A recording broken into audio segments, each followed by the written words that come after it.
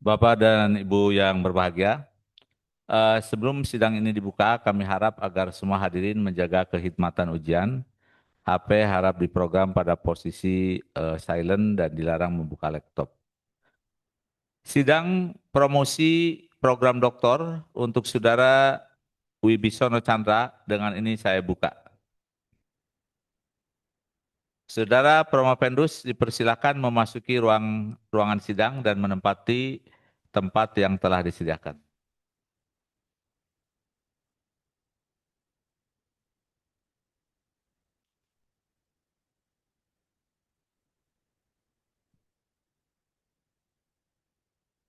Sidang promosi program doktor yang pertama tahun 2026 diketuai oleh Profesor Dr. Insinyur R. Nunung Nuryartono, MSI, dengan beranggotakan Prof. Dr. Insinyur Yandra Arkeman, M Engineering, kemudian Dr. Jenderal Asikin, SE, MSI. Bertindak sebagai anggota Komisi Promosi di luar pembimbingan adalah Profesor Dr. Insinyur Nya Ilham, MSI, Pusat Riset Ekonomi Perilaku dan Sirkuler Organisasi Riset Tata Kelola Pemerintahan Ekonomi dan Kesejahteraan Masyarakat, BRIN. Dan Dr. Tanti Novianti, SPMSI, Wakil Dekan Bidang Sumber Daya Kerjasama dan Pengembangan Sekolah Bisnis PB. Sehubungan dengan berhalangannya Ketua Komisi Pembimbing Profesor Dr. Insinyur Nunung Nuryartono yang menghadiri promosi dokter ini. Berikutnya saya persilakan kepada Dr. Jenderal Asikin, SEMSI, untuk memimpin promosi ini. Saya persilakan. Baik, terima kasih Profesor Ujang Sumarwan. Sidang promosi didahului dengan membacakan biodata singkat Promovendus. Saudara Wibisono Chandra dilahirkan di Mojokerto 31 Oktober 1989. Lulus program sarjana dari program studi Teknik Mesin Institut Teknologi Bandung tahun 2012. Kemudian pada tahun 2016 meraih gelar magister dari program studi manajemen Universitas Trisakti. Promovendus adalah dosen Universitas Ciputra. Pada saat ini, Saudara Wibisono Chandra di hadapan Komisi Pembimbing dan hadirin akan menunjukkan kebaruan dan keunggulan disertasinya yang berjudul Manajemen Strategik Keberlangsungan Bisnis Feedlot yang berkontribusi terhadap stabilitas pasokan dan harga daging sapi di Indonesia. Pada kesempatan pertama, saya persilahkan kepada Saudara Wibisono Chandra untuk menjelaskan hasil penelitiannya dalam waktu maksimum 15 menit. Silakan.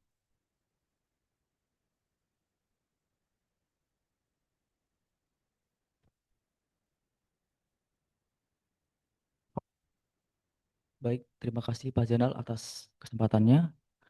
Kepada yang terhormat Prof. Ujang selaku pimpinan sidang, kemudian Ketua Komisi yang berhalangan hadir Prof. Nunung, Prof. Yandra, dan Pak Zainal, kemudian penguji luar komisi, Profesor Nyak Ilham dan Pak Diki, kemudian Komisi Promosi, Prof. Nyak Ilham dan Bu Tanti, dan perwakilan dari program studi Bu Nimi. Terima kasih atas kesempatan waktunya. Izinkan saya untuk menyampaikan hasil riset saya. Assalamualaikum warahmatullahi wabarakatuh. Saya akan menyampaikan manajemen strategik untuk keberlanjutan feedlot. Kenapa saya harus meneliti feedlot gitu ya? Sebagai brief summary, saya akan menjelaskan sedikit bahwa feedlot itu menjadi bagian yang sangat vital ya untuk kesediaan protein, terutama untuk sumber sapi. Kemudian latar belakang dan tinjauan penelitian, tinjauan pustaka ini saya rangkum berdasarkan 3 pendekatan, yaitu berdasarkan basis teori, kemudian data lapangan dibagi menjadi 2, primer dan sekunder, kemudian saya ramu dari berbagai pendapat stakeholder. Jadi di sini penelitian saya fokusnya adalah bagaimana melihat strategic view dari business owner.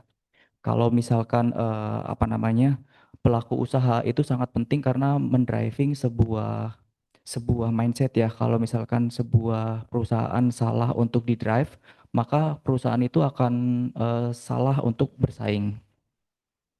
Kemudian dari sini output yang akan saya hasilkan adalah kerangka semacam kerangka bangun untuk bisnis feedlot. Bagaimana cara bisnis itu berlangsung. Artinya sebelum sampai keberlangsungan biasanya bisnis akan berlanjut terlebih dahulu. Artinya dia bisa bertahan hidup dulu, kemudian setelah itu baru berlangsung gitu ya.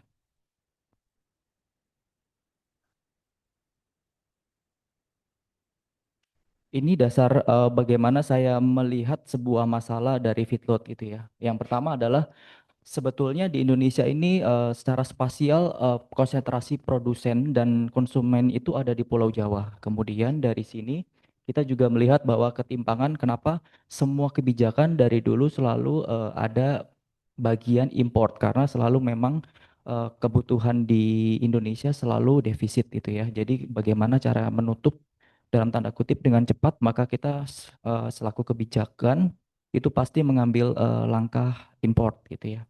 Nah, terus kemudian dari segi bisnis juga bisnis import itu lebih mempunyai daya saing dibandingkan kita mulai memproduksi secara lokal. Kemudian dari sini kita juga bisa lihat bahwa kontribusi kebergantungan bisnis feedlot itu bersumber dari hanya beberapa negara. Artinya kerentanan sebuah bisnis itu bergantung kepada negara-negara tertentu. Artinya misalkan dari Australia, kalau negara Australia memberhentikan suplainya, maka Indonesia akan sangat kekurangan. Itu segi dari pengontrolan pangan. Terus kemudian ada kebijakan baru P2SDN, yaitu pemerintah yang terbaru sekarang itu mencoba untuk merecovery kebutuhan-kebutuhan yang selama ini defisit. Kemudian sebetulnya teknik untuk penelitian ini itu sebenarnya swasembada pangan keinginannya. Cuman kalau dilihat dari gabungan beberapa stakeholder, kemudian quadruple helix itu bukan tidak mungkin, tapi cukup sulit untuk sebuah swasembada pangan itu tercapai. Maka dari itu kita sebaiknya mulai dari segi bisnisnya dulu untuk secara nasional, karena kecukupan nasional itu lebih penting dibandingkan kita bagaimana cara membuat bisnis itu growth. Ini Ini tiga bagian knowledge gap-nya. Jadi knowledge gap di sini itu kita kepinginnya stabil. Stabil itu supply-nya ada, terus kemudian harganya juga stabil. Artinya kalau misalkan di hari-hari tertentu itu akan fluktuatif karena memang sifat sederhana dari bisnis biasanya itu kan supply demand. Kalau misalkan supply-nya sedikit, demand-nya tinggi, maka harganya akan tinggi. Itu yang kita ingin redam dari segi penelitian ini. Kemudian dari kebijakan juga sama. Pemerintah telah menetapkan sekian, cuman caranya adalah tidak membuat itu supply domestik. Artinya dia menjaga stabilitas itu dengan cara memasukkan bagian dari kebijakan importnya. Terus kemudian secara praktisnya Indonesia Feedlot itu bermasalah di pakan. Artinya Indonesia itu biasanya kebanyakan pakannya masalah di musim kemarau. Artinya sapi itu kebutuhan pakan hijaunya sangat tinggi. Jadi kalau misalkan dia kurang serat dan lain sebagainya itu akan bermasalah. Kemudian sapinya juga akan dagingnya dan lain sebagainya juga akan bermasalah. Terus kemudian theoreticalnya di sini saya mencoba bagaimana bisnis feedlot khususnya itu stabil. Artinya stabil itu biasanya kalau kita mengenal bisnis supaya sustain itu ada pertimbangan dampak sosial. Terus kemudian juga ada yang terbaru adalah bagaimana cara kita mencapai tujuan jangka panjang. Itu juga penting ya untuk theoretical ini. Ini pertanyaan-pertanyaan penelitian, bagaimana saya mau melihat faktor-faktor penting. Jadi kalau misalkan saya punya bisnis atau misalkan ada orang yang mau meng-create bisnis baru, itu fokusnya di mana? Terus kemudian apa saja yang dibutuhkan oleh stakeholder. Jadi kita tidak berbagi lagi dengan shareholder, tapi kita fokusnya ke stakeholder karena bisnis yang modern sekarang itu lebih ke arah stakeholder ya dibandingkan dengan shareholdernya. Terus kemudian keberlangsungan itu bagaimana? Karena bisnis feedlot biasanya eh, saat ini memang jarang ya pemainnya. Kebanyakan mainnya di breeding atau paling banyak memang importir karena itu secara margin dari bisnis itu lebih lebih oke gitu ya. Dari sini kita coba menggunakan berbagai macam teori. dari teori besarnya adalah business sustainability karena saya ingin keberlangsungan bisnis feedlot itu terjaga. Terus kemudian dari situ kita juga mulai telusuri bahwa organisasinya harus kuat karena memang kan stakeholdernya penting. Jadi saya memasukkan di sini ada resource dependence theory, HRO, kemudian RBT. RBT itu resource based view atau resource based teori. Jadi kita pinginnya adalah sumber dayanya kuat, kemudian pengelolanya kuat, itu sehingga outputnya akan kuat. Sebetulnya idenya cuma itu ya. Terus kemudian di sini juga saya melibatkan quadruple helix, artinya kontribusi dari kolaborasi pemerintah, kemudian akademisi, terus kemudian pelaku usaha sendiri dan masyarakat itu penting. Jadi di sini sebetulnya adalah ramuan bagaimana kita berkolaborasi secara sinergi.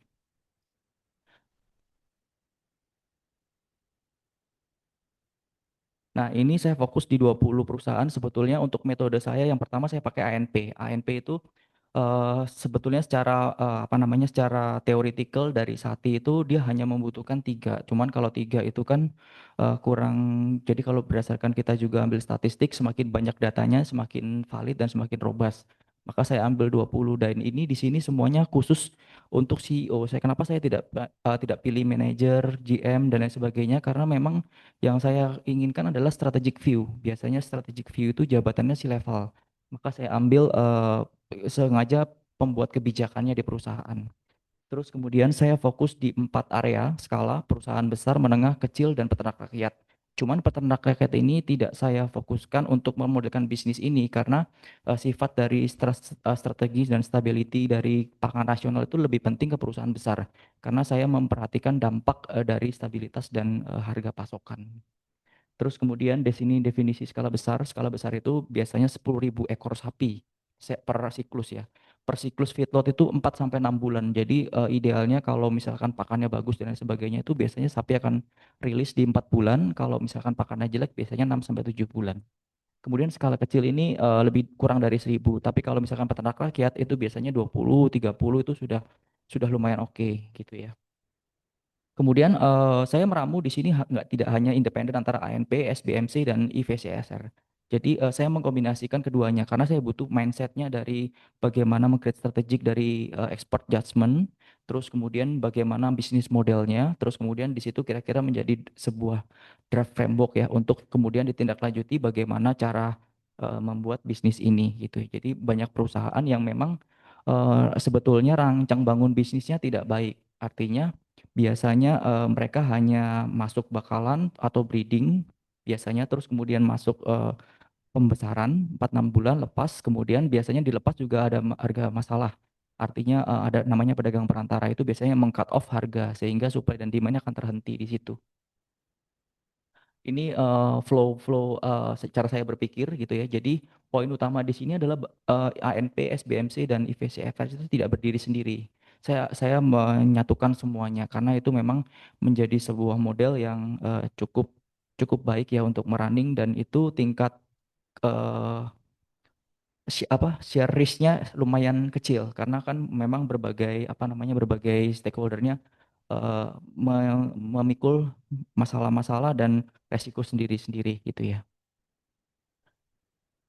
Ini tujuan yang pertama, kemudian yang tujuan kedua dan ketiga itu saya ramu menjadi satu, menjadi tujuan keempat. Tujuan akhirnya memang kerangka strategik. Jadi intinya di sini kerangka strategik itu modelnya EVCRF ini tujuannya untuk kalau saya mau punya bisnis berhubungan dengan sapi, maka fokusnya ke ini. Terus kemudian faktor-faktornya ini saja yang perlu dipertimbangkan dan bagaimana masalah-masalah ke depannya supaya dia bisa berjalan bisnisnya.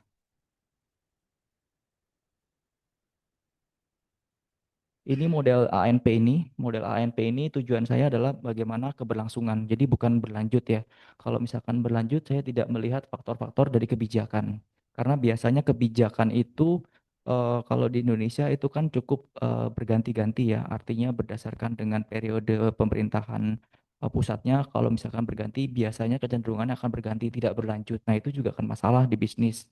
Sehingga saya akan memasukkan kebijakan pemerintah ini supaya dia benar-benar bisnis itu bisa berlangsung. Terus kemudian ini subkriteria dan alternatif ini. Nah, ini saya pilih dengan berbagai macam dari referensi. Nah, referensi yang saya pakai itu terbatas. Jadi saya hanya main di tier 1, tier 2. Artinya memang sangat kualitinya sangat baik gitu ya. Jadi tidak tidak saya ambil misalkan faktor di sini kualitas pakan itu saya ambil di jurnal Q1, Q2. Jadi kalau jurnal-jurnal yang Q3, Q4 itu biasanya akan ke teknis dan larinya ke produksi. Sedangkan saya kepinginnya ada kuantitas dan kualitas gitu ya. Karena permasalahan daging memang di situ. Ini hasilnya, jadi kalau kita mau bikin sebuah bisnis feedlot, maka kita pertama efisiensi dulu. Karena kalau dari segi teknis, kita nggak akan bisa melihat efisiensi, tapi kita akan melihat kualitas pakan. Artinya kalau kualitas pakan baik, logiknya adalah sapi itu akan cepat besar. Kemudian setelah cepat besar, maka harga jualnya akan tinggi. Padahal sebetulnya efisiensi operasional itu mulai dari sistem kandangnya, sistem logistiknya, sistem pasca panennya, itu sangat complicated ya, sampai ke retailernya. Ini tiga fokus utama dan ini sudah divalidasi oleh penelitian-penelitian apa namanya penelitian-penelitian yang reputable, termasuk di sini dari Prof Ilham juga sebanding gitu ya. Artinya saya bisa menggunakan penelitian dari Prof Ilham untuk mengklarifikasi bahwa hasil salah ini memang valid. Jadi poin-poin dari tiga ini memang sebagai top priority untuk bisnis feedlot. Ini sensitivitas, jadi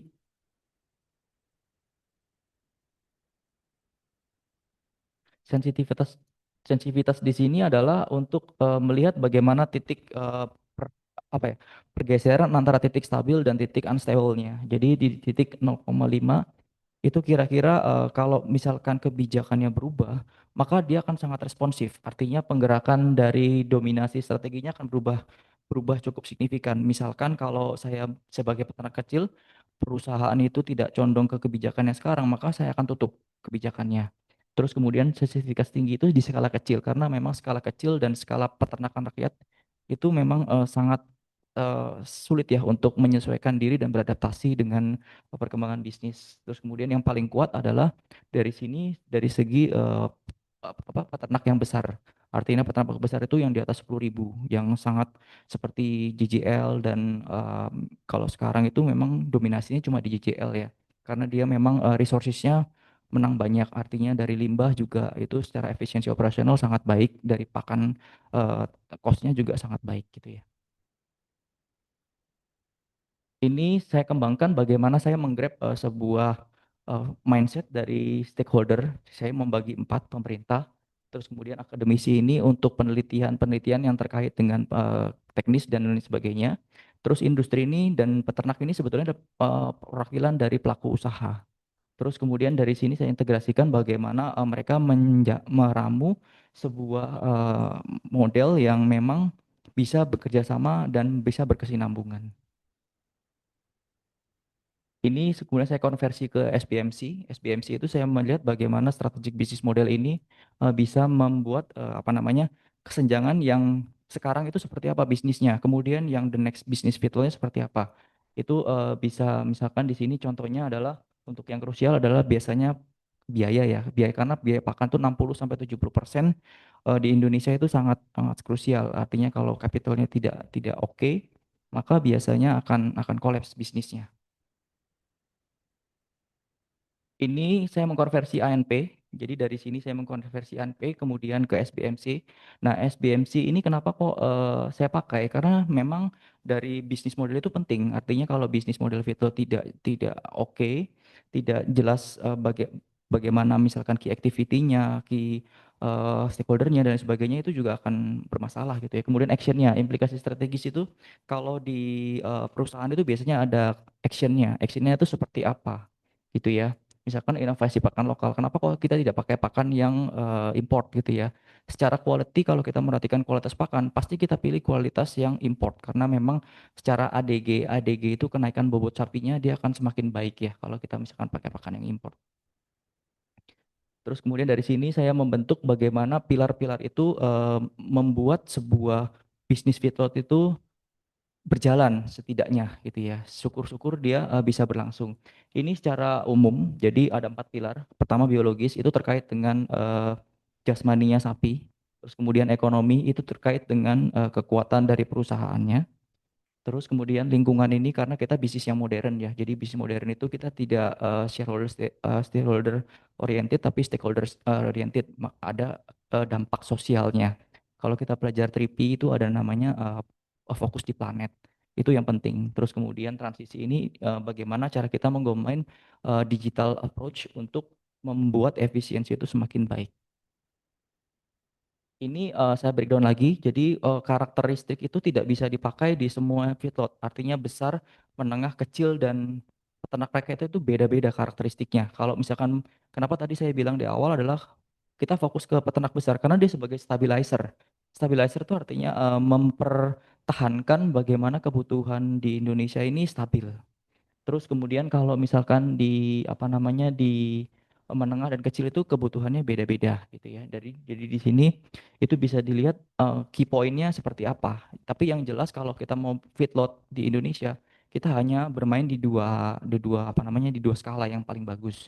Kalau tidak bisa yang besar, maka kita akan main yang kecil. Peternak rakyat dengan kecil itu bedanya adalah kalau peternak rakyat biasanya tidak tersistem ya. Kalau misalkan karena peternak rakyat itu biasanya mengkondisikan sapi hanya untuk bukan bisnis sampingan tapi bentuk tabungan. Dan permasalahannya adalah kalau dia butuh uang maka dia akan dijual di bawah harga pasar. Itu juga kan masalah peternak rakyat.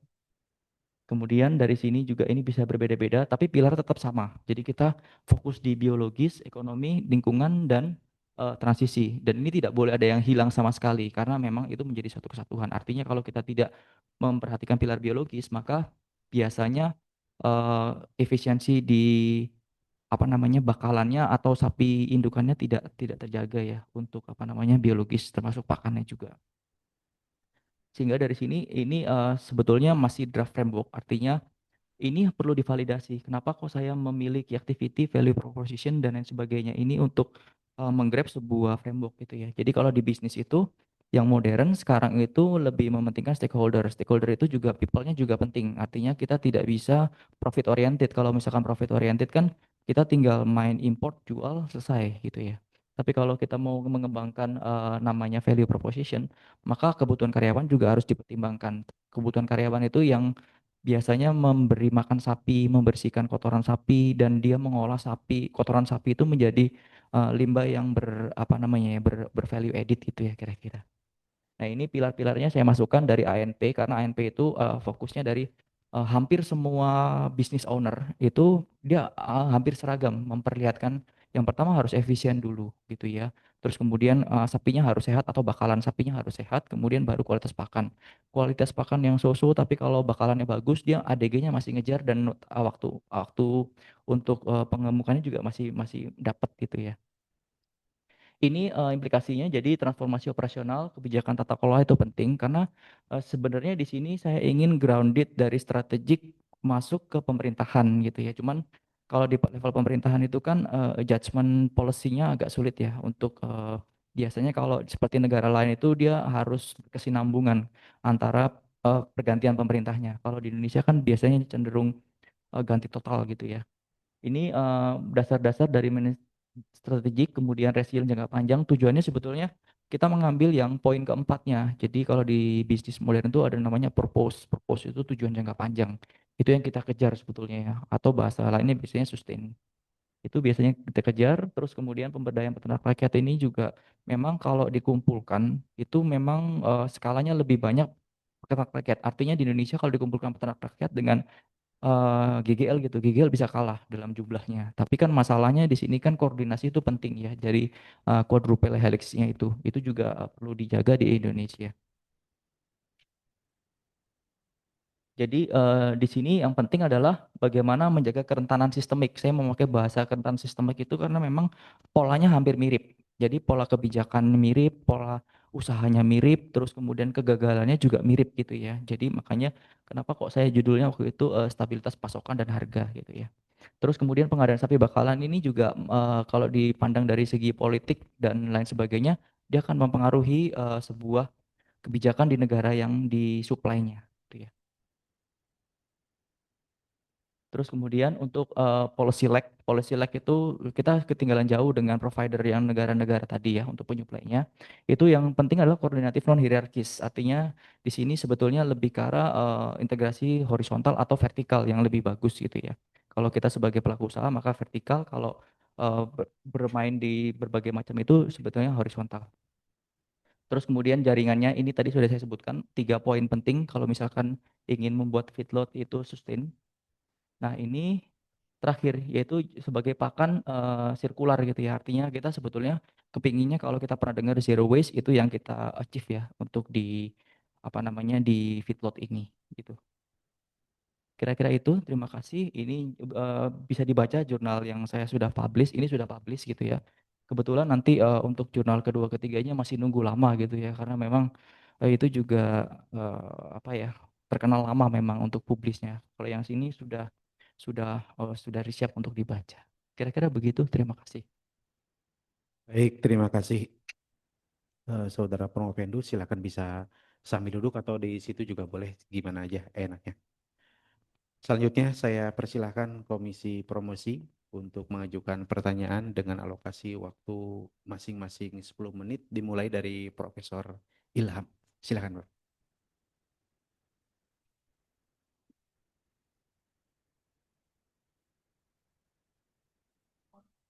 Kan izin Pak menggunakan ya. Apresiasi untuk Promovendus. Ini saya nilai disertasi yang agak super dinamik. Saya ketemu di tertutup sampai terbuka itu saya juga mutar-mutar di bawahnya, akhirnya nampak benang merahnya saya lihat. Jadi ini saya kasih apresiasi. Terus walaupun demikian masih ada masukan-masukan dan nanti kira-kira dilihatlah nanti saya kirim soft copy dan hard copy-nya. Terus saya masuk ke hal berikut. Itu Promovendus menyatakan feedlot itu untuk memperkuatnya perlu diversifikasi sumber sapi bakalan. Ini sebenarnya masalah sampai sekarang.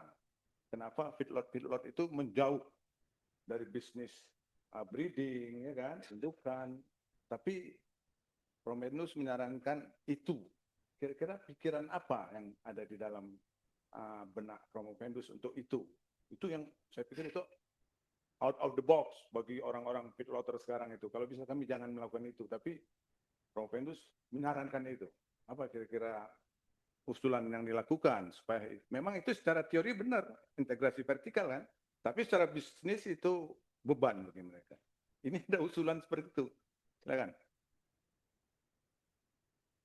Baik, mohon izin Prof menjawab. Diversifikasi sapi bakalan itu sebetulnya kalau sekarang itu kan kita bergantung kepada Australia, kemudian Selandia Baru, Brazil, dan yang lumayan banyak untuk sapi beku itu dari India gitu ya. Sebetulnya idealisasinya adalah kita meng-create sendiri. Artinya kalau saya juga suka mencoba gitu ya, meng-create. Saya beli sapi impor satu, tapi yang pejantan. Kemudian saya breeding dengan berbagai betina lokal gitu ya. Nah, ternyata secara quality kita itu sangat sulit untuk bersaing dengan harga. Jadi kalau harga bersaingnya itu quality marbling dengan pricingnya gitu ya. Nah, kemudian saya mikir bagaimana kok harus diverifikasi? Kenapa kok kita harus apa namanya bergantung kepada Australia? Coba kalau misalkan Australia kekeringan, seperti waktu tahun berapa saya lupa ya, Australia kan kekeringan sehingga supply kita terhenti gitu ya. Itu akan bermasalah, harga daging melambung tinggi. Bagaimana kalau kita coba untuk mengembangkan Indonesia juga punya sapi yang bagus gitu ya. Yang pertama sapi Bali, kemudian sapi Madura. Itu benar-benar lokal apa namanya lokal ingredient dari Indonesia. Kenapa kita nggak pernah develop? Kenapa kita selalu mainnya sapi limosin, terus onggole dan lain sebagainya gitu ya? Itu juga penting karena memang sebetulnya saya ingin bilang bahwa kita tidak bangga dengan produk Indonesia, tapi produk Indonesia itu memang sebetulnya bagus kalau kita olah gitu ya. Itu yang idealisasi yang pertama kali saya pikirkan. Kemudian saya memposisikan sebagai pebisnis. Saya kalau pemikiran berbisnis itu yang pertama adalah pasti profit oriented, artinya shareholder teori dulu, kemudian baru stakeholder teori. Kalau kita bicara stakeholder teori, maka peternak rakyat harus kita berdayakan. Saya pikir cukup yang tadi Itu Jadi kira-kira. ternyata diversifikasi asal negara asal negara penyuplai. Tapi itu nanti tetap memperhatikan apa impor penyakit ya. Jadi Betul. nanti kalau bisa itu disinggung gitu ya. Berikutnya ini udah ada juga satu kemajuan saya pikir, ada subbab 42 itu tentang regulasi yang dulu kayaknya malu-malu atau segan membahasnya. Ini regulasi ini di depan diulas ada inkonsistensi kebijakan antar rezim, tadi diulang lagi kan. Nah, itu juga ditunjukkan oleh hasil apa itu ANP itu yang pemerintah itu hanya 0,029, sedangkan pakan kesehatan hewan dan EU efisiensi operasional itu tinggi. Nah, jadi bagaimana terus dengan angka-angka ini? Ini sebenarnya saya suka angka-angka ini kan. Bagaimana menurut Prof. Vendus, apakah kita bisa menguatkan yang 3 tadi, yang nilainya tinggi itu, kriteria itu, dengan apapun rezim pemerintah itu? Bisa nggak kita bertahan terhadap itu? Karena kita memperkuat nih. Silakan. Baik, mohon izin Prof. Kalau misalkan kita itu sebenarnya kuatnya bukan peternakan, tapi pertanian. Indonesia sangat kuat di pertanian dan pertanian itu sangat banyak limbahnya. Kenapa GGL lebih lebih bisa melihat bahwa limbah pertanian itu sangat bagus ya, bonggol jagung, kemudian ketela, terus kemudian limbah nanas dan lain sebagainya. Itu yang kita berdayakan. Artinya itu kan harganya murah ya, bahkan dibuang. Itu kalau kita bisa bukan gini, kebijakannya mengarah ke ternak rakyat itu akan sangat baik ya. Karena kebijakan kita kan sebetulnya saya juga bukan bukan pemegang kebijakan dan tidak terlalu touch dengan lingkungan kebijakan, maka menurut cara pandang saya adalah pemerintah belum belum dan apa ya, belum melihat bahwa yang kecil itu kalau dikumpulkan jadi banyak itu. Jadi artinya kalau bahasanya itu pemberdayaan peternak kecilnya. Begitu, Prof. Oke. Oke. 2 lagi nih Pak, kalau sempat ya. Yang berikutnya itu tadi kan disinggung-singgung work travel itu ya. Itu saya pikir bagi saya itu bagus, kolaborator antar work travel. Ini juga saya lihat di atas kita menghujat, maaf saya pakai bahasa inkonsistensi begini-begini dan shock eksternal itu dan rejim antar rejim itu memang fakta. Saya nulis itu juga. Tapi di belakang ada saran mensyaratkan melibatkan quad travel, kan? Nah, ini gimana nih alur pikir Promovendus? Memang yakinkah kita, karena quad travel itu salah satu komponennya kan pemerintah. Nah, bagaimana Anda bisa yakin dengan itu? Padahal tadi juga nilai kriterianya itu 0,029 dibanding yang lain dia rendah. Betul, kebijakan pemerintah tuh mohon izin Prof kalau berdasarkan ANP ya, berdasarkan stakeholder. Kenapa kecil? Karena memang tidak banyak berpengaruh. Artinya kita sebagai akademisi di PB itu kan sebetulnya kalau bisa dibilang nomor 1 ya di Indonesia ya. Terus kalau di lapangan itu tidak ada sama sekali mahasiswa IPB, lulusan IPB yang bergerak di pemberdayaan sapi. Itu masalah. Kenapa kita tidak mengembangkan kemampuan lokal? Artinya kita biasanya kalau di lapangan ya, berdasarkan saya apa namanya tinjau lapangan, itu biasanya mereka akan mendatangkan ahli dari luar. Contohnya kalau dari kita bikin kontrak dari sapi Australia, maka ahli ahli sapinya dari Australia pasti gitu ya. Nah, itu juga masalah. Kenapa kita tidak mencoba mengembangkan seperti di IPB, di peternakan saya juga sering main, sering join bisnis juga dengan Fakultas Peternakan di Dramaga. Itu lebih kompeten. Artinya kita juga tidak kalah kok dengan Australia. Cuman beliau itu kenapa kok lebih lebih lebih berkarya di luar negeri dibandingkan di dalam negeri karena memang secara mindset beliau adalah lebih diapresiasi di luar negeri. Itu yang kurang ya, harusnya diberdayakan gitu. Terakhir, saya terakhir di poin 44 itu saya anggap itu sebenarnya titik kulminasi output riset ini ya, dengan model tadi itu. Tapi saya melihat kok nggak ada di situ variabel ataupun narasi yang terkait dengan stabilitas pasokan dan stabilitas harga. Baik di gambar-gambar apa tadi itu yang ada beberapa gambar itu.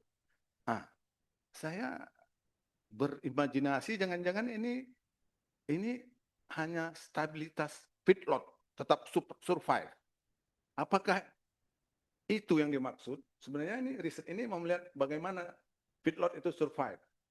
Tapi hubungannya dia melompat ke bagaimana setelah dia survive, apakah dia bisa melakukan stabilitas pasokan atau harga di model 44 ini, di model Promovendus itu saya nggak lihat satupun kata-kata itu. Silakan jelaskan. Baik, mohon izin Prof. Kalau misalkan di penelitian ini memang fokusnya ke bisnis feedlotnya gitu ya. Jadi bagaimana bisnis feedlot itu bertahan gitu ya. Harga stabilitas pasokan dan harga daging itu dampaknya. Artinya kalau feedlot itu sebagai dalam tanda kutip produsennya daging sapi, maka kalau feedlotnya sehat, maka bukan sehat itu secara usaha ya. Artinya kalau feedlotnya sehat, maka biasanya suplainya akan baik. Artinya tadi seperti kita lihat dari data Pusdatin dan BPS, kita selalu defisit setiap tahun. Kita tidak pernah surplus penghasil daging. Itu yang masalah. Artinya kalau misalkan kita sehat bisnis feedlotnya, maka biasanya pasokannya dan harganya akan stabil. Gitu, Prof. Coba itu nanti dieksplisitkan, Baik, ya, dinarasikan di baik, situ. baik, Prof. Jadi, terima kasih Pak Tua. Prof. Ilham. Selanjutnya saya persilahkan Ibu Dr. Tanti Novianti untuk mengajukan pertanyaan dan saran. Baik, terima kasih Pak Pimpinan Sidang ya. Pertama ini selamat ya Mas Wibisono Chandra sudah sampai ke tahap hari ini ya di sidang di promosi gitu ya. Dan saya apresiasi ini topiknya menarik gitu ya karena hari ini sedang digalakan juga pemerintah apa namanya gimana caranya supaya kebutuhan dari daging itu bisa dipenuhi gitu ya karena tadi lebih banyak impor dan lain sebagainya gitu ya seperti itu. Nah, apa namanya pertanyaan saya yang pertama adalah eh, kaitannya tadi kan diceritakan ini feedlot ya feedlot kemudian tadi ada cerita di satu sisi ada petani rakyat, ada petani skala kecil ya. Nah, ini kaitannya dengan feedlot supaya untuk mengembangkan tadi apa namanya pasokan daging itu bisa sustain ya, kemudian impor misalnya berkurang dan lain sebagainya. Nah kaitannya dengan apa namanya dengan topik yang sedang Mas Wibi panggilannya apa Mas Wibisono ini lakukan. Nah ini posisi petani kecil dan rakyat itu di mana? Apakah mereka bisa kolaborasi atau memang feedlot ini sendiri? Ya untuk investor-investor besar. Nah, bagaimana ini mengklopkan keduanya? Apakah memang harus jalan masing-masing atau seperti apa? Gitu ya, seperti itu. Nah, kemudian yang kedua, apa namanya? Tadi disebutkan bahwa kita itu masih sangat tergantung pada apa namanya itu indukan atau bibit lah ya dari luar kan gitu ya, dari luar. Kemudian sekarang itu BKPM sudah jualan katanya berapa tahun supaya ada investor masuk, khususnya adalah di NTT ya karena itu salah satu adalah daerah yang akan ini kan jadi apa namanya produsen gitu ya. Nah ini nggak laku-laku ya untuk investasi kaitan dengan sapi potong ini gitu ya. Nah sekarang kalau misalnya apa Mas Wibisono ini sebagai pengusaha itu gimana pandangannya? Kenapa itu tidak laku? Dan kemudian kalau sebagai pemerintah gitu ya, khususnya di sini misalnya BKPM yang tadi ditargetkan, apa yang harus dia lakukan supaya ada investor masuk? Gitu. Dan satu lagi adalah di implikasi praktis di situ disebutkan bahwa industri feedlot disarankan mengembangkan branding berbasis keberlanjutan dan sertifikasi hijau atau halal untuk meningkatkan value proposition. Nah ini maksudnya seperti apa? Kenapa ini muncul? Dan kenapa perlu di tadi branding yang berkelanjutan itu? Itu aja dari saya. Ya, terima kasih. Baik, terima kasih. Mohon izin Bu Tanti untuk menjawab pertanyaan bagaimana cara mengkolaborasikan. Sebetulnya pernah ada, jadi antara peternak kecil itu dari peternak besar itu biasanya modelnya plasma ya, artinya eh, perusahaan besar mengimpor banyak sapi, misalkan 10.000, kita bagi ke peternak kecil gitu ya. Kita kembangkan, kemudian hasilnya dibeli lagi oleh perusahaan besar. Cuman entah kenapa itu tidak berjalan gitu ya. Harusnya kalau misalkan sebagai pemerintahan kita membuat peraturan yang baku untuk memaksa bahwa plasma itu jalan, maka biasanya akan jalan. Jadi artinya secara operasional, teknis itu biasanya peternak kita lebih jago. Tapi kalau secara capital, maka biasanya untuk sebuah bisnis itu pasti peternak yang besar yang lebih kuat, lebih tahan goncangan gitu ya. Itu pasti terjadi. Jadi artinya kalau misalkan seperti di pertanian itu sistem plasma itu banyak ya, plasma rupa dan lain sebagainya itu. Cuman kalau di peternakan dulu ada, cuman sekarang sudah mulai dikuasai karena memang margin di sapi ini yang menguasai resources itu yang paling baik. Resourcesnya pakan dan bakalan gitu ya. Selama dia punya akses kedua itu, maka dia akan menguasai bisnis dan menguasai pasar. Kemudian ketergantungan indukan dari luar negeri gitu ya. Saya gabungkan dengan pengusaha kenapa tidak tidak apa namanya tidak menggunakan bahasanya apa ya bibitan lokal gitu ya yang dikembangkan gitu ya. Yang pertama adalah quality. Quality adalah sapi lokal itu lama gemuknya. Artinya kalau kita mengejar cara bisnis kan kita kejar margin. Artinya kita harus cepat gemuk, cepat jual. Nah, biasanya kalau lokal itu lama. Contohnya sapi sapi lokal tuh biasanya butuh waktu 7 sampai 9 bulan. Karena proses badannya, proses biologisnya sangat lama ya untuk mengkonversinya. Itu yang sulit ya, sehingga kemudian mayoritas penduduk di Indonesia kan Muslim. Jadi kita kalau di sapi itu kan butuh bahasanya disembelih secara halal. Jadi kalau penyembelihan secara tidak halal itu tidak baik untuk dikonsumsi. Itu juga penting. Tapi branding-branding yang seperti itu traceability-nya itu juga sedikit ya. Jadi cuma bilang sapinya halal. Padahal kalau daging sapinya halal tapi dipotong tidak halal, sepengetahuan saya sapinya menjadi tidak halal. Ya, itu penting mulai dari perlakuan sapinya sampai dipotong. Kemudian itu juga keterkaitan dengan branding halal gitu ya. Jadi kalau misalkan kita kuat di branding halal, maka biasanya apa namanya? Mereka tidak akan berpikir ya untuk membeli sapi-sapi yang dari notabene negara non-muslim. Begitu kira-kira, Bu.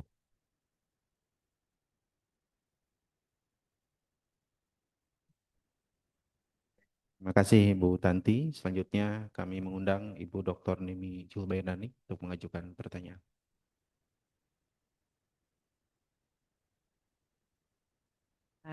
Terima kasih Pak Jenal. Mohon izin Prof. Ujang, mewakili Prof. Ujang ini. Oke, selamat ya. Promovendus sudah sampai ke hari ini. Tapi mungkin gini ya, saya pikir juga di ruangan ini bukan orang yang tahu tentang sapi. Jadi yang saya ingin satu nanti, Promovendus menjelaskan apa sih itu feedlot itu gitu ya. Satu pertanyaan yang pertama. Kemudian yang kedua, ini memang menarik sekali kata Pak Ilham, Prof. Ilham tadi ya terkait dengan penelitian ini. Terus kan ini di Indonesia. Tapi tadi saya belum mendengar di Indonesia itu di mana. Indonesia itu kan luas ya. Nah, bisnis itu banyaknya di mana. Jadi itu juga bisa sekalian menjelaskan yang tadi. Kemudian kan ada apa namanya, mungkin nanti ya terkait dengan masalah penulisan dan sebagainya. Saya sudah tulis di sini. Nanti mohon itu bisa diikuti karena ini karya yang memang harusnya bisa ditulis dengan baik dan rapi ya. Karena akan dipajang untuk kemana-mana. Kemudian yang keempat terkait dengan apakah penelitian ini dapat mengatasi impor sapi yang terjadi di Indonesia. Terima kasih, silakan dijawab. Terima kasih Bu Nimi atas masukan dan pertanyaannya. Mohon izin, feedlot itu apa? Feedlot itu adalah proses penggemukan sapi. Jadi sapi itu kan tadinya kalau kita bicara sapi bakalan, sapinya kecil gitu ya. Kira-kira let's say kita bilang 150 sampai 200 kilogram. Sapi yang siap jual itu rata-rata di 400 sampai 450 gram minimum gitu ya. Nah, Bagaimana cara mencapai 200 ke 400 gram? Itulah pekerjaan feedlot. Kita kasih makan, terus kasih makan juga nggak bisa sembarangan. Artinya kalau secara bisnis bahwa kebutuhan sapi itu sekitar 5 kilo rumput dan 5 kilo konsentrat gitu ya. Kalau kita anggap sapi itu makannya 5 kilo, 10 kilo ya, total itu kira-kira 38 sampai 40 ribu. Ya, sedangkan sapi hidup itu harga sapi hidup timbang itu per kilonya 45 ribu. Artinya kalau kita kasih makan 45 ribu, dijual 45 ribu, maka kita nggak untung secara pebisnis. Saya maunya lebih. Nah, itulah apa namanya PR-nya feedlot di situ gitu ya. Terus Berapa sentra lama feedlot dia itu di pegemukannya itu berapa lama? 4 sampai 6 bulan 4 idealnya. tahun. Kalau Oke. sapi lokal itu 8 sampai 9 karena susah gemuk. Jadi sapinya kurus-kurus tapi makannya banyak. Itu karakteristik lokal. Dagingnya berotot karena dia bergerak. Kalau limosin itu dagingnya lebih juicy gitu ya. Hmm. Dan itu biasanya fatty, lebih lemak gitu. Tapi kalau sapi yang grade yang A, Wagyu A5 dan Kobe, itu lemaknya lemak daging. Bahasanya ada marbling. Jadi kalau misalkan di daging itu kembang-kembang putihnya makin banyak di dalam daging, itulah best value dari quality beef-nya. Itu ya kira-kira. Terus di Indonesia tuh sentra utamanya dulu adalah di NTB dan NTT karena dia padang savana ya, rumput. Jadi teknik sapinya adalah padang penggembala. Sapinya dilepas terus pulang sendiri. Cuman kebanyakan sekarang sapinya modelnya dikurung. Dikurung itu dikandangin, di dalam tanda kutip sapinya suruh diem. Artinya supaya dia gemuk gitu ya.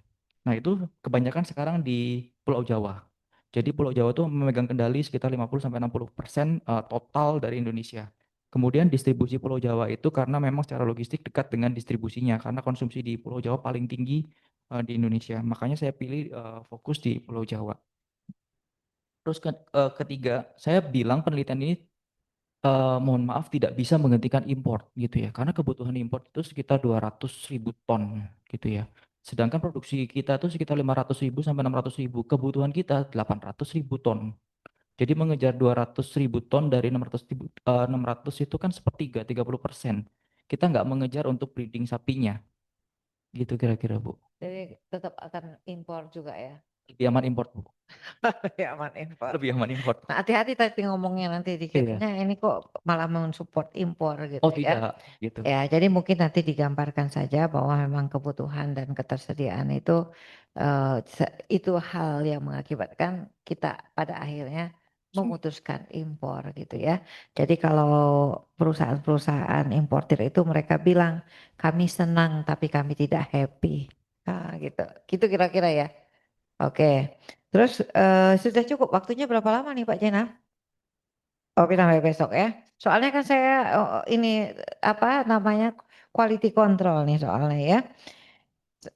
Mungkin ada satu lagi ya yang saya ingin maksudnya nanti dipertegas saja di dalam disertasinya terkait dengan penggemukan yang besar dan kecil tadi itu ya. Jadi dari awal mungkin nanti kategori besarnya kan tadi yang 110.000 ekor ke atas ya.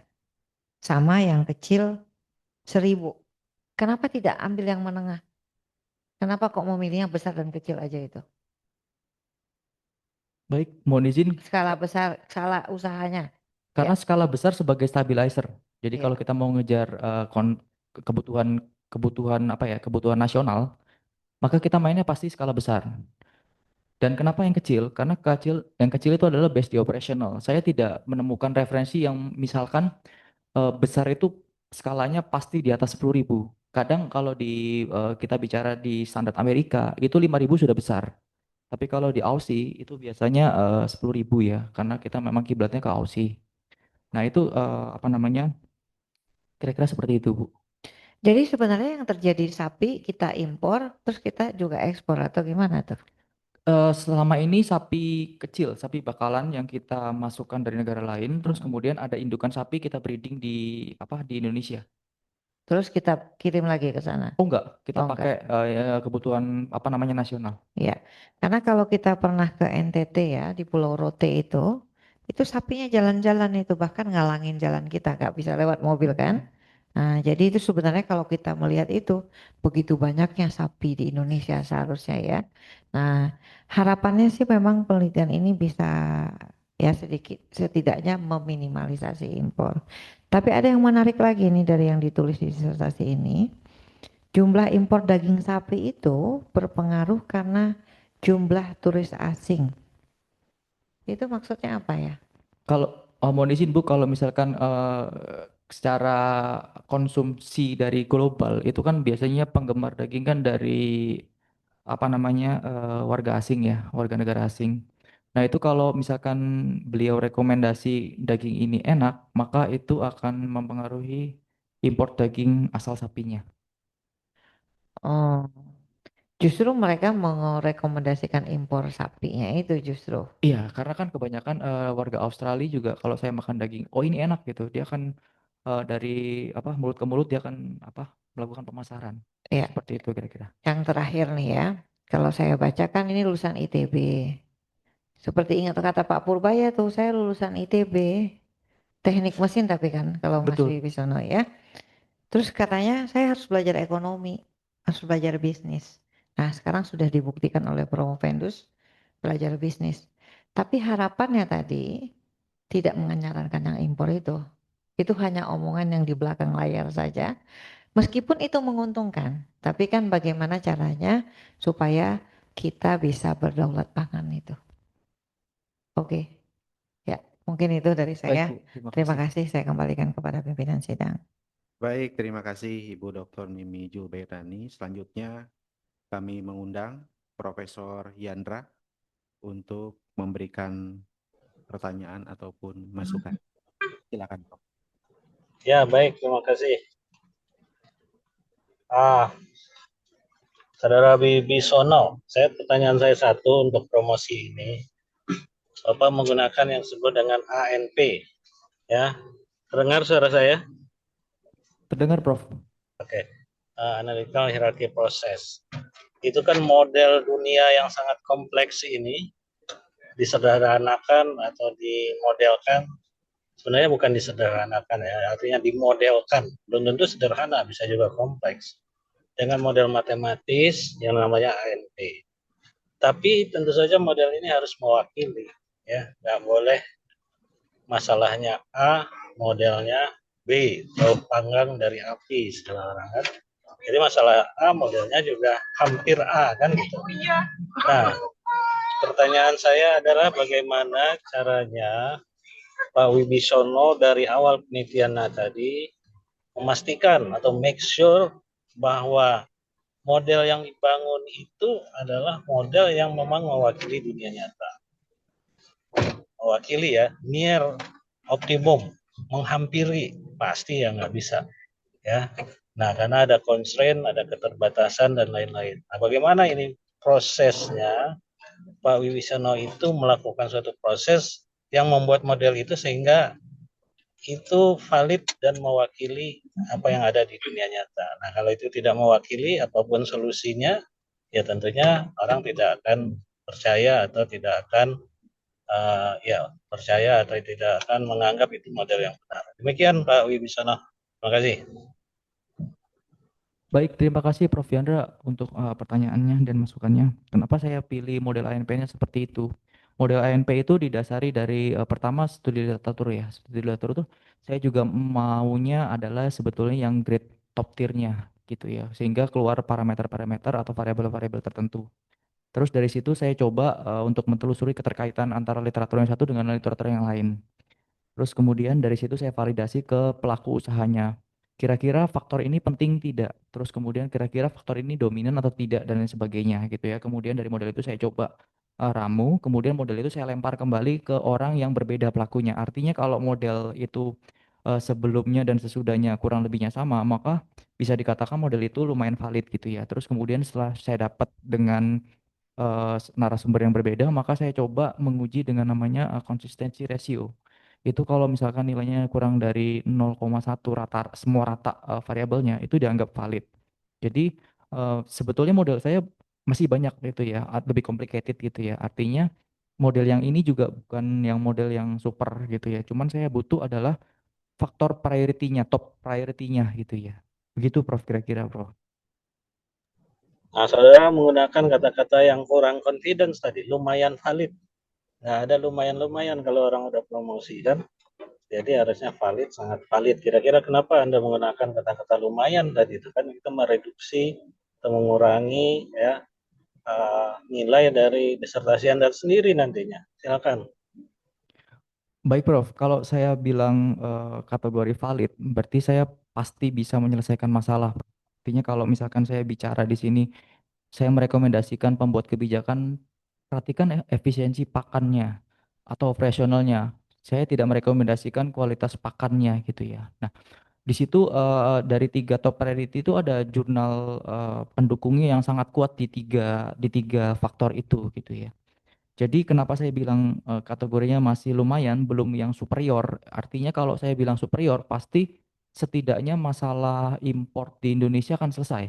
Kalau kita bicara secara bisnis, kalau bisnis itu efisien secara operasional, kemudian quality resources-nya oke, dan apa namanya, kalau di sapi itu kesehatannya bagus, maka semua eh, sumber daya yang ada di Indonesia itu akan sangat baik gitu ya untuk menutup semua kebutuhan tanpa perlu import. Artinya kita berdikari. Nah, itu Prof, kategori kenapa kok saya tidak bisa full untuk bilang bahwa itu valid gitu. Kira-kira Prof. Ya, tapi saudara harus belajar mengembangkan di bidang promosi ya, atau mempromosikan, membuat orang yakin ya eh, kata-kata yang positif ya, valid, ya, jangan pakai lumayan, dan ragu-ragu, kurang confidence. Memang orang tidak boleh overclaim ya, bilang saya udah pernah pergi ke planet Mars, itu nggak boleh, orang juga nggak percaya. Tapi juga nggak boleh under confidence ya. Nah, itu yang nanti saudara harus pelajari kalau dinyatakan lulus nanti. Kalau kita mempromosikan sesuatu, kita harus bahasa-bahasa yang positif. Kalau tidak, maka orang akan kecewa. Orang datang di sini menguji Anda untuk melihat kehebatan Anda. Sebenarnya Anda sendiri tidak mau menggunakan kata-kata yang positif sehingga orang itu yakin. Demikian dari saya kembalikan lagi kepada Pak Ujang atau yang mewakili. Terima kasih. Baik, terima kasih Prof. Yandra.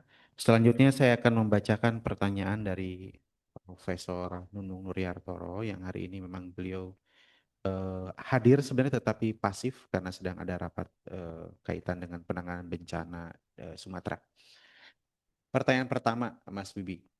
Disertasi saudara menggunakan Grand Theory Business Sustainability yang pada prinsipnya adalah menekankan pada upaya tercapainya keseimbangan triple bottom line. Dalam teori-teori bisnis dikenal juga the modern theory of business.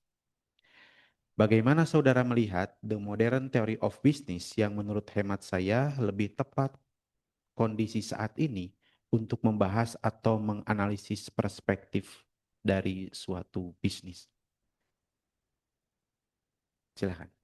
Baik, mohon izin menjawab bahwa kenapa kok bisnis modern itu lebih tepat? Memang iya, karena bisnis yang sebelum saat ini itu lebih ke arah profit oriented atau shareholder theory. Jadi kalau kita bicara tentang sekarang itu adalah stakeholder theory. Nah, kaitannya dengan Vitot adalah kita butuh namanya karyawan ya, karyawan dan dampak sosial.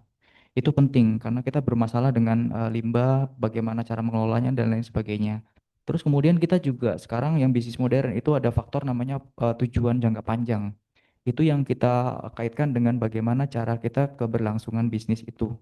Nah, kalau kita berkaitkan dengan eh, people, planet, dan apa namanya profit, maka purpose ini tidak akan tercapai gitu ya jangka panjangnya. Itu yang lebih tepat memang betul. Untuk saat ini memang ada tambahan di 4P itu, gitu kira-kira. Baik.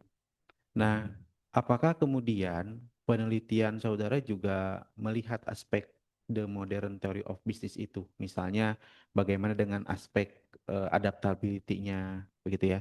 Bagaimana kaitan dengan sistem thinking-nya? Bagaimana dengan data driven decision making-nya?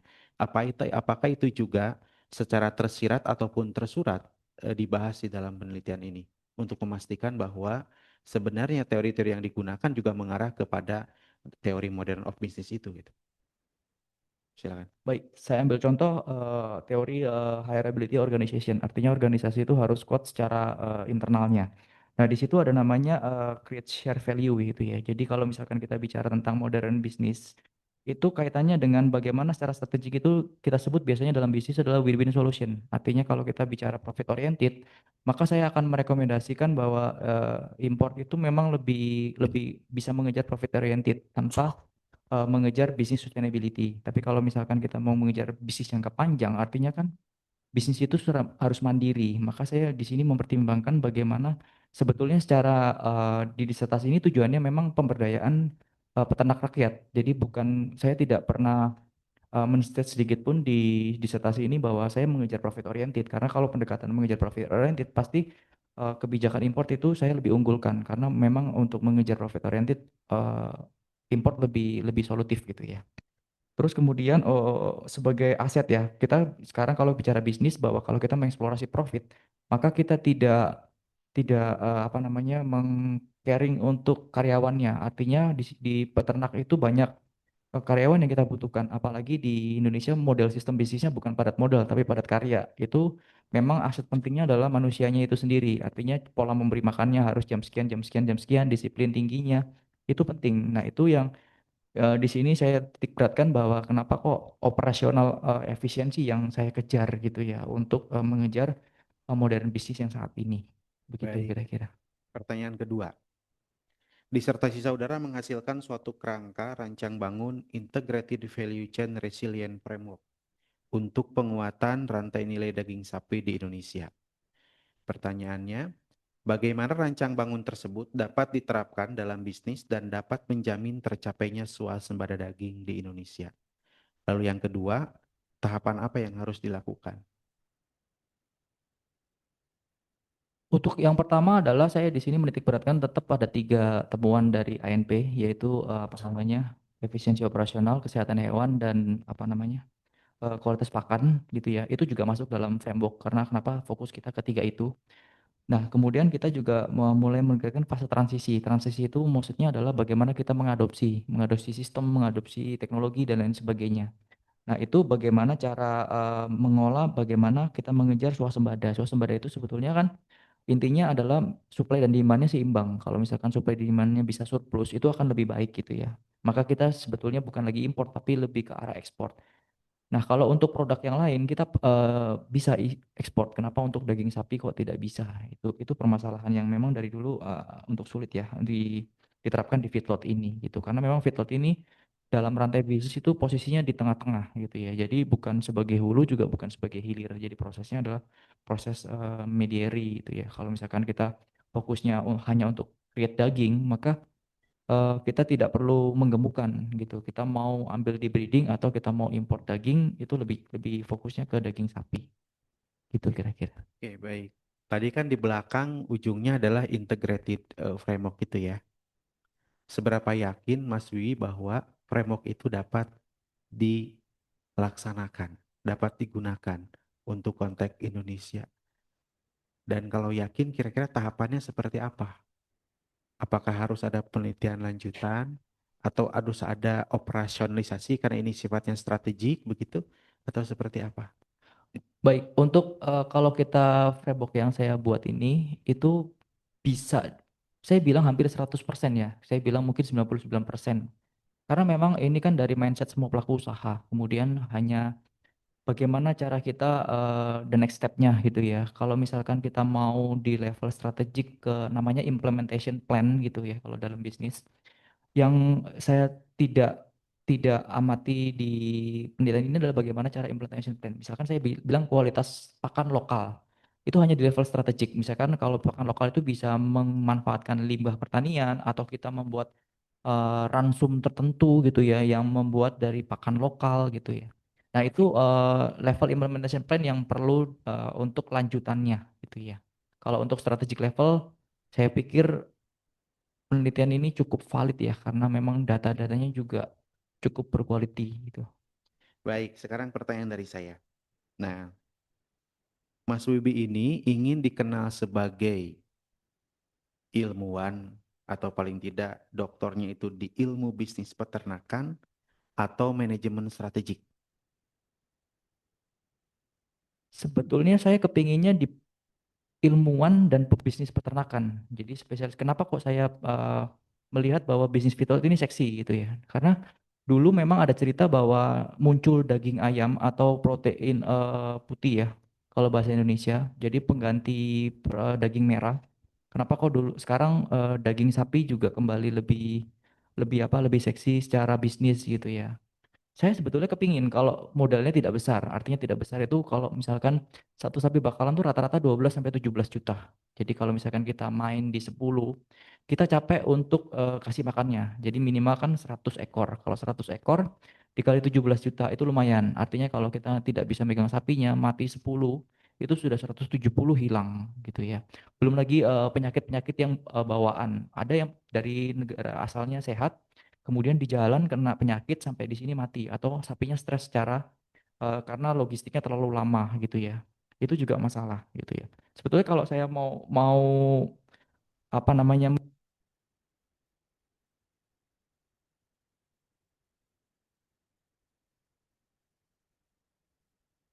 Ya, bisa bisa.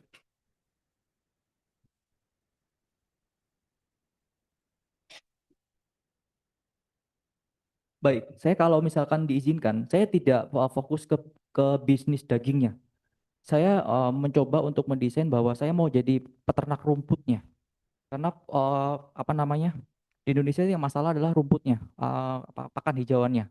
Jadi apalagi musim kemarau Indonesia panjang.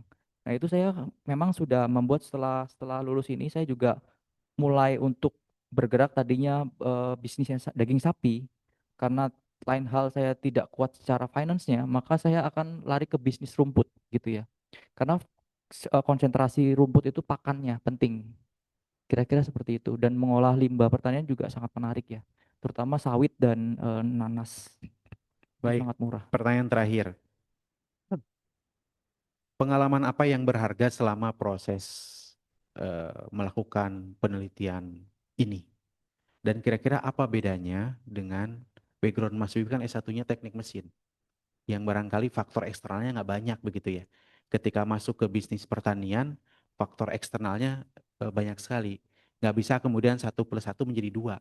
Banyak faktor yang ada di situ. Nah, bisa diceritakan nggak pengalamannya seperti apa yang paling sulit, apa yang ini hambatannya seperti apa, dan apa bedanya kalau kita mempelajari sesuatu yang pasti tadi, teknik mesin katakanlah begitu, dengan bisnis pertanian. Baik, sebetulnya background saya adalah saya pecinta tanaman. Jadi tanaman itu adalah cikal bakal dari pertanian gitu ya. Kenapa kok saya mengkaitkan dengan daging sapi? Kemudian kenapa kok saya sebetulnya pernah habis banyak gitu, banyak uang gitu ya di situ ya untuk memulai proses dan lain sebagainya. Kenapa saya coba beralih bisnis tapi tetap dalam lingkungan yang sama. Jadi tentang penggemukan-penggemukan aja. Itu yang pasti adalah saya akuin saya kurang ilmu sapi. Artinya saya tidak tahu sapi itu stres atau tidak. Itu yang pertama. Kalau mesin saya tahu. Misalkan bunyi getaran sekian, saya tahu rusaknya di mana. Terus kemudian tanpa membongkar mesin pun saya bisa tahu rusaknya di mana, posisinya di mana. Tapi kalau sapi, sapinya tiduran padahal dia sakit, saya tidak tahu sakitnya di mana. Artinya ilmu ilmu apa ya ilmu kesehatannya itu sangat penting karena di sini juga di ANP kan juga kesehatan hewan priority nomor 2 gitu ya. Jadi kalau kita tahu betul asal usulnya penyakitnya dari mana, maka kita akan bisa kalau di mesin itu bukan lagi maintenance tapi namanya preventive action. Artinya preventive action itu kalau mesin rusak, maka saya tahu nih, oh kalau di mobil ada getaran-getaran sedikit yang aneh, itu mobil pasti rusak di kakinya dulu atau di mesinnya dulu atau di namanya understyle-nya itu saya tahu gitu ya. Tapi kalau di sapi kan tidak bisa dipastikan seperti itu. Dan ada faktor yang di sapi yang tidak bisa dihandle itu adalah stres. Sangat sulit dihandle karena kalau di Jepang dan di Jepang Korea itu sapinya diberi musik sehingga dia menurunkan apa namanya ya tensi stresnya dan dagingnya beda kualitinya. Itu yang sangat sulit. Baik, terima kasih. Pertanyaan-pertanyaan telah selesai dan pimpinan sidang saya serahkan kembali kepada Profesor Ujang Sumarwan. Silakan. Saya ucapkan terima kasih kepada Dr. Jenderal Asikin yang telah memimpin sidang promosi ini. Selanjutnya sidang saya tangguhkan selama 15 menit untuk memberi kesempatan kepada Komisi Promosi untuk mendiskusikan butir-butir kebaruan dan keunggulan disertasi ini.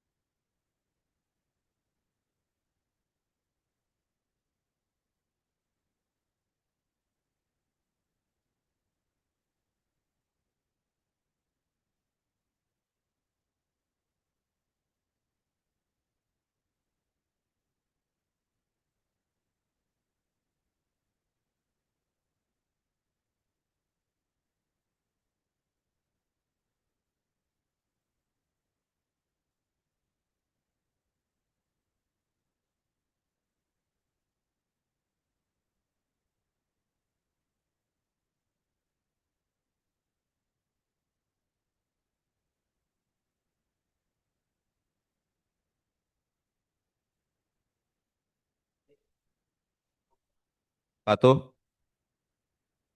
Sidang promosi dengan ini saya buka kembali.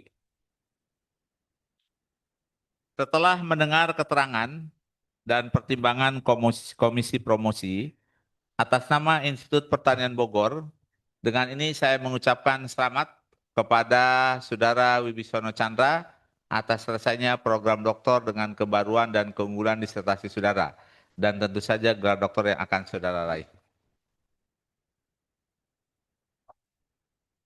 Selanjutnya, saya persilakan Ketua Komisi Pembimbing untuk memberikan sambutan dan menguraikan kebaruan dan keunggulan disertasi ini dalam waktu maksimum 10 menit. Bismillahirrahmanirrahim. Assalamualaikum warahmatullahi wabarakatuh.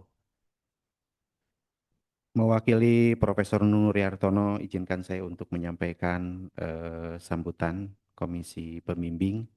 Pertama, selamat Mas Wibi sudah menyelesaikan program doktor. Mudah-mudahan bisa masukan-masukan tadi yang diberikan oleh penguji luar komisi, Dewan Promosi untuk ditindaklanjuti agar bisa segera mengurus SKL.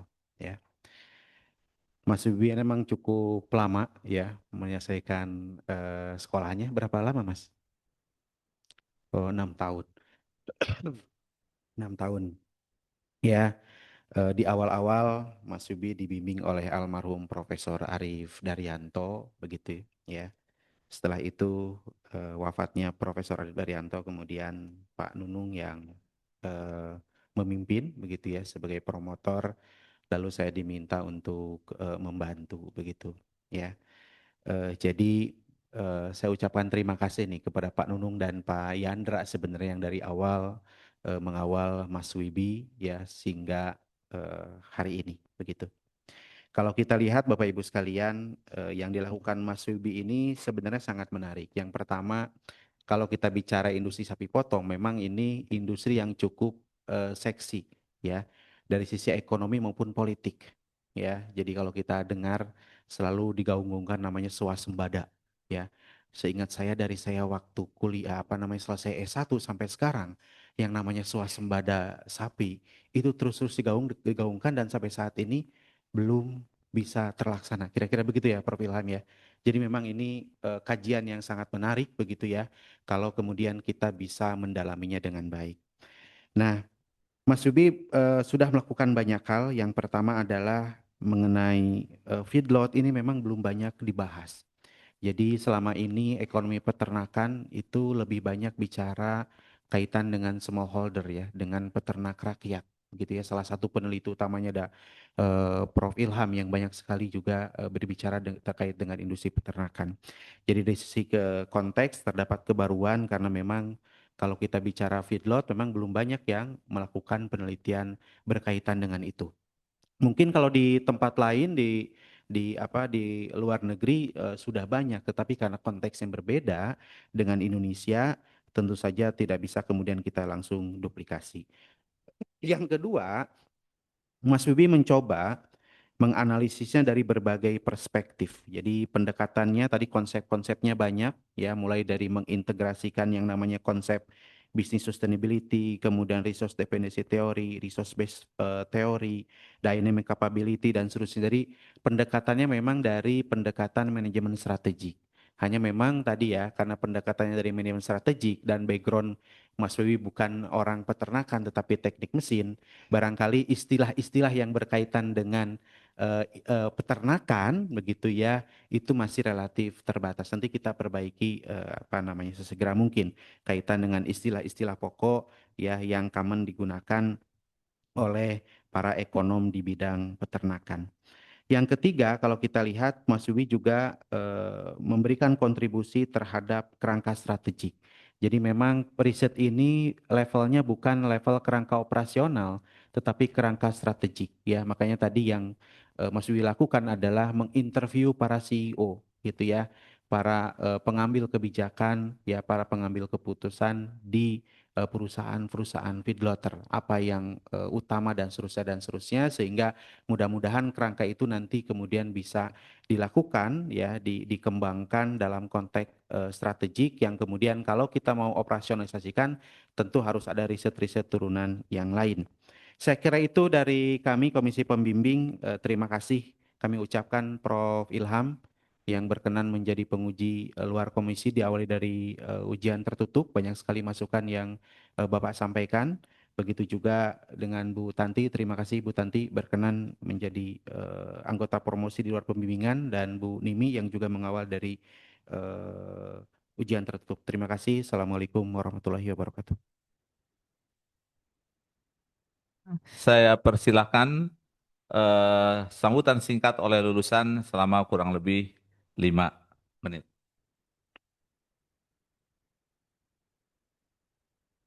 Baik, terima kasih atas kesempatannya. Yang terhormat Ketua Sidang Promosi Dr. Prof. Ujang Sumarwan, terima kasih atas kehadirannya dan kesediaan waktunya. Para promotor dan kopromotor, Prof. Nunung, Prof. Yandra Arkeman, dan Pak Zainal yang telah banyak membantu saya. Saya sebetulnya tidak pernah mengerti tentang sapi sebelumnya. Jadi selama 6 tahun ini saya benar-benar belajar tentang sapi. Sebetulnya saya agak sedikit kurang ya. Kalau saya bicara tentang oli bekas, saya masih lebih friendly dengan oli bekas dibandingkan sesuatu yang berbau sapi gitu ya. Kurang lebihnya begitu kira-kira. Terus kemudian para penguji, Prof. Ilham sangat-sangat terima kasih banyak gitu ya dengan buku kelapa sawit. Saya akan kembangkan karena memang saya kepinginnya memang dasarnya memang dari limbah ya. Saya kalau di teknik mesin itu harus zero waste. Nah, saya kepingin peternakan juga harusnya zero waste gitu ya. Terus kemudian Bu Nimi selaku penguji itu juga banyak secara teknikal dan operasional. Terima kasih banyak. Terus kemudian Bu Tanti atas kehadirannya, terima kasih banyak. Dan terakhir Pak Zainal, terima kasih banyak yang sudah banyak memberikan masukan sampai kurang lebihnya merombak hampir separuh lebih disertasi gitu ya. Yang tadinya bicara tentang apa, kemudian sekarang lebih bagus gitu ya. Dan saya lebih pede kalau sekarang saya melepas teknik mesin, kemudian saya ngomong sapi, lumayan pede gitu ya. Nah, saya coba koreksi lumayan pede bahwa saya memang kepinginnya adalah mekanisasi sapi sebetulnya. Jadi dari ilmu teknik itu bisa dipakai untuk ke sapi adalah dengan cara mekanisasi. Kalau di pertanian itu ada namanya mekanisasi pertanian, tapi itu memang sudah old ya. Kalau misalkan peternakan itu di mekanisasi itu akan sangat bagus gitu ya, terutama untuk integrasi vertikal. Pertama-tama saya panjatkan puji syukur dan kepada Tuhan Yang Maha Esa karena kehadiran hari ini. Terima kasih, perjalanan panjang, cukup panjang malah gitu ya, sampai resources saya jadi saya cukup cukup habis gitu ya. Terus kemudian saya juga mengejar Tier 1, Q1, Q2 itu juga cukup menghabiskan dana gitu ya. Artinya ini juga masih ada menunggu 2 yaitu Frontier dan Emerald gitu ya. Mudah-mudahan akan publish, cuma waktunya cukup lama. Jadi kebetulan yang Q1 publish duluan ya sudah, kita maju duluan. Kemudian dengan kerendahan saya menyampaikan rasa terima kasih penghargaan setingginya kepada Prof. Nunung, Prof. Yandra, dan Pak Zainal Asikin yang telah sabar, teliti, kemudian mengubah saya tadi tidak mengerti menjadi paham tentang dunia persapian pada khususnya feedlot gitu ya. Terus kemudian masukan dari penguji, terutama Pak Diki yang beliau tidak bisa hadir hari ini, itu terutama masukannya benar-benar sangat tajam, bahkan sampai sedikit mengubah framework saya, kerangka pemikiran saya. Tadinya ada yang memang cara pandangnya berbeda gitu ya. Terus kemudian dari Prof. Ilham juga sekali lagi saya ucapkan sebagai penguji luar dan pada saat tertutup dan saat ini sebagai sidang promosi terbuka. Terus kemudian masukan-masukan, kritikan, pernyataan dan sebagainya. Terus kemudian saya juga menyampaikan terima kasih kepada keluarga saya yang mendukung secara bahasanya anak muda sekarang secara mental gitu ya. Nah itu cukup terima kasih, baik. Dan kemudian untuk singkat kata, saya bukan yang pertama, tapi mudah-mudahan saya menjadi yang terakhir gitu ya. Kira-kira begitu bahasanya. Jadi ideal saya masuk IPB dulu pengen jadi yang pertama, karena saya sekolah itu belum pernah sampai selama ini gitu ya. Rekor saya S1 S2 selalu lebih cepat gitu ya dari waktunya. Cuman yang saat ini saya tidak beruntung tuh jadi yang pertama, tapi saya beruntung tuh jadi yang terakhir gitu ya. Terima kasih semuanya.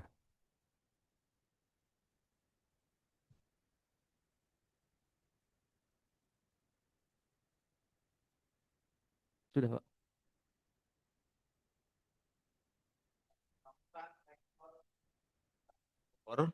Pada sidang promosi Saudara Wibisono Chandra tahun 2026. Assalamualaikum warahmatullahi wabarakatuh. Salam sejahtera bagi seluruh hadirin. Hadirin yang saya hormati, atas nama Rektor dan Sivitas Akademika IPB, saya mengucapkan selamat kepada Saudara Wibisono Chandra atas keberhasilan saudara dalam menyelesaikan program pendidikan doktor di IPB. Ucapan selamat juga saya sampaikan kepada seluruh keluarga serta instansi tempat saudara bekerja. Kemudian saya sampaikan terima kasih kepada Komisi Pembimbing yang terdiri dari Profesor Dr. Nunung Nuryartono, Profesor Dr. Yandra Arkeman, dan Dr. Jenal Asikin atas curahan waktu, pemikiran, dan perhatian dalam pembimbingan sampai kelulusan pada hari ini. Kepada Profesor Dr. Nya Ilham dan Dr. Tanti Novianti, saya ucapkan terima kasih atas kesediaan Bapak dan Ibu berdua dalam memenuhi permintaan kami untuk bertindak sebagai anggota Komisi Promosi Luar Pembimbingan. Kehadiran Bapak dan Ibu memberi bobot tersendiri dan dapat memperbaiki disertasi ini. Saya akan sampaikan sertifikat kepada Bapak dan Ibu berdua.